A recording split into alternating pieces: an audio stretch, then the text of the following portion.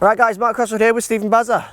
Hello. At the University of Exeter, the Vic Ambler Centre. Vic Ambler Golf Centre. Steve is the performance coach here, and we're performance coach testing the TaylorMade R Series Tour Grind EF Spin Groove Wedge. Yeah, this one looks pretty funky. Let's give it a little test, see what it's all about. Let's get stuck in.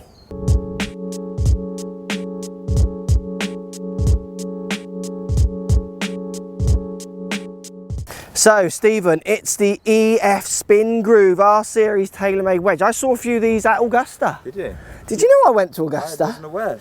Does that ball need marking? Oh, here we go. Because if it does, I've got a marker. Did you not bring yours? I didn't know you. I didn't know you'd even gone. You haven't mentioned it once. So I saw a few of these kicking about in bags. I think Dustin Johnson had a couple. I think Rosie had some as well. You got a little bit of a grinded sole. You got many loft and bounce options. We've happened to have the 5612 degree.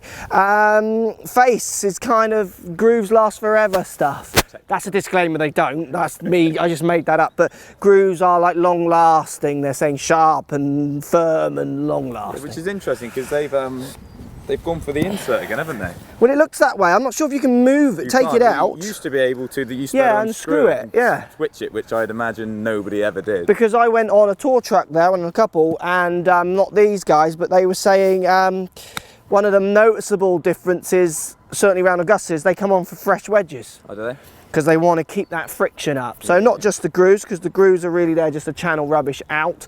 Might help you more in the rough than a good lie like this, but it's that friction on the face, which you can see that kind of mill bit on the face. Yeah. There are tolerances with what they're allowed to do with grooves and the milling on the face, which is why you ain't going to see any of these wedges particularly spinning more or less than another. Maybe one might be better in a situation. Especially with the rule changes, I think a lot of the tour pros are actually playing that less spinny shot. They're playing the slower. Yeah, absolutely. Well, we did a test here, didn't we, where we found it much easier to control less spin than lots of spin. Now the shape is very classic. It's a bladed appeal. It's kind of, I've got carbon steel here. It's kind of like that kind of greyish finish, which is good for non-glare.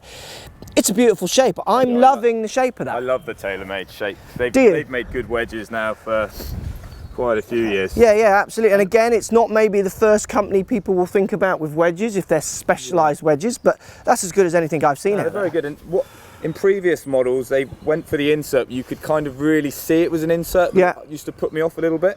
Whereas with this one, it blends in far better. Yeah, absolutely. Let's see if I can hold it. I've got two okay and one didn't get on the green. That's not inside mine. Wasn't the best of contact. It's nicer. Oh yeah, you got a nice little bit of grab on that. Oh, you said they didn't spin? So why did that one spin more, say, than the one before? Grooves, the milled face, why was it? Because I hit it properly. Absolutely, and that's the thing with all of these wedges, guys. When we get GC2 down, which we've done in other videos on these chip shots, our spin on the wedges can move by 1,800 revs, subject to how we strike it.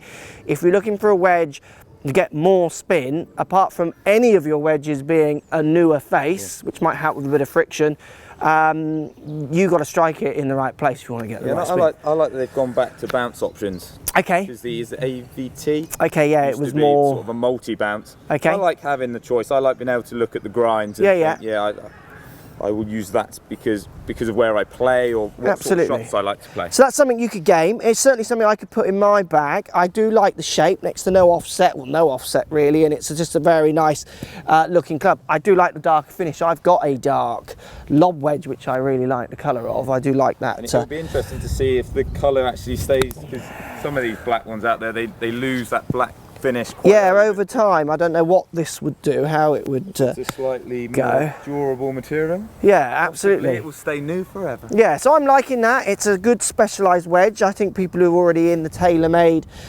camp would easily add them, and I think anyone looking for wedges, there's a good option they might add these. I'm just not sure what kind of support in pro shops for the different variables of this, because they're playing against some big players out there who give everything in wedges. Not that there aren't the options in this, it's just the options for you to pick up and look at in shops.